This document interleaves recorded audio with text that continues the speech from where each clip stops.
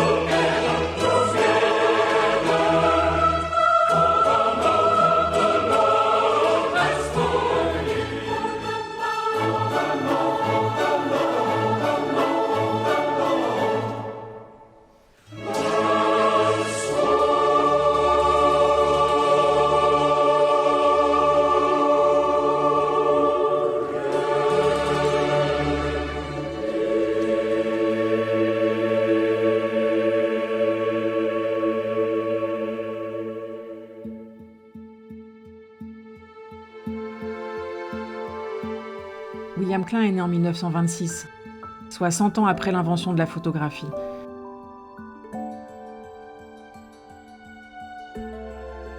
Peintre, photographe, cinéaste, grand concepteur de livres, Klein s'est saisi de tant de supports avec une grande liberté, une bonne dose d'irrévérence et aussi une grande tenue et constance dans le langage qu'il a déployé.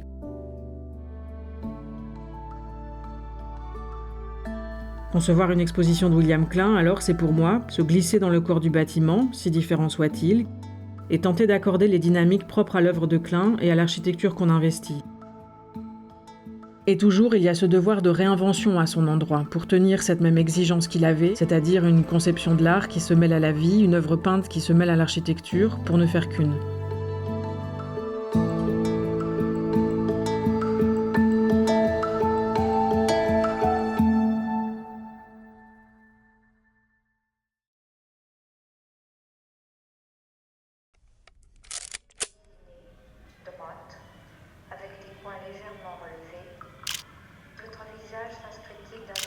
J'ai toujours été étonné de me voir faire des photos de mode. Je n'y connais rien et le milieu ne me pompe l'air. Je trouve les mannequins assez drôles, pas les robes.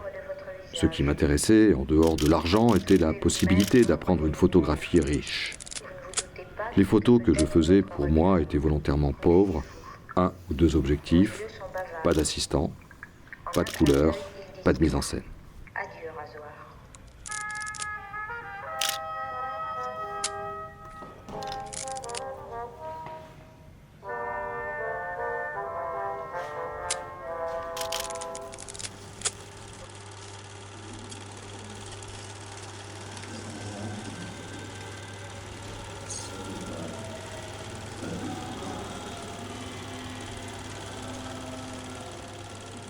Dès leur naissance, photographie et cinéma ont leur destin lié au progrès technique, à l'industrie qui le porte, et ainsi à l'ambition de joindre les masses. C'est précisément cette nature ambivalente de l'image prise entre art et mass média, cet art des foules, que William Klein, en examinant tous les ressorts, n'aura de cesse de convoquer dans son œuvre. Et c'est aussi invoquer ces différentes formes de jeu avec le passant, le jeu avec les conventions établies, le jeu sportif et, à travers la figure de Mohamed Ali, le combat politique.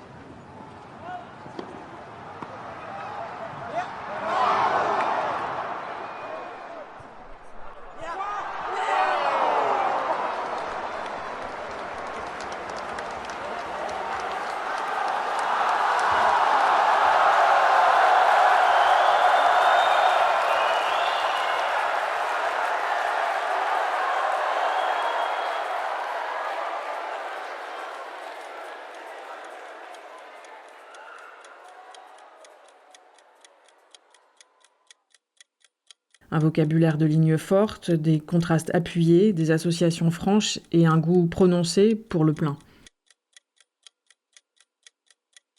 Faire une exposition sur son œuvre, protéiforme, jubilatoire, débordante, aussi jouissive que révoltée, c'est toujours une aventure exigeante où l'on essaie de rendre palpables ces lignes de tension qui traversent l'œuvre.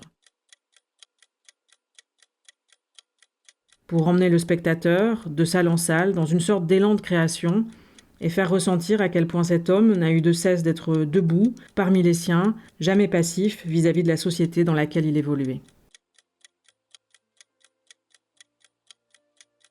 À l'heure des réalités virtuelles, des deepfakes et des créations issues de l'intelligence artificielle, l'œuvre de Klein frappe par la persistance de son caractère contemporain.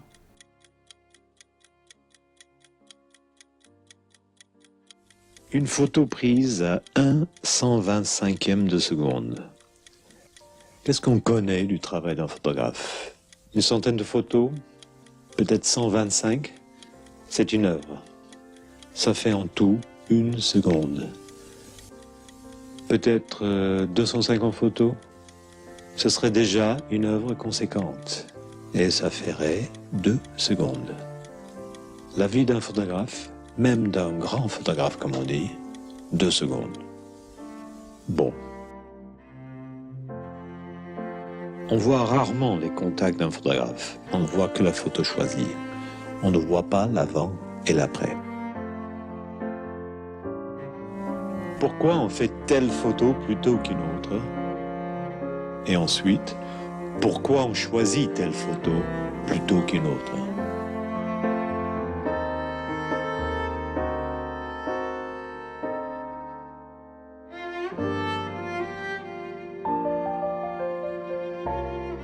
Là, quelque chose se passe.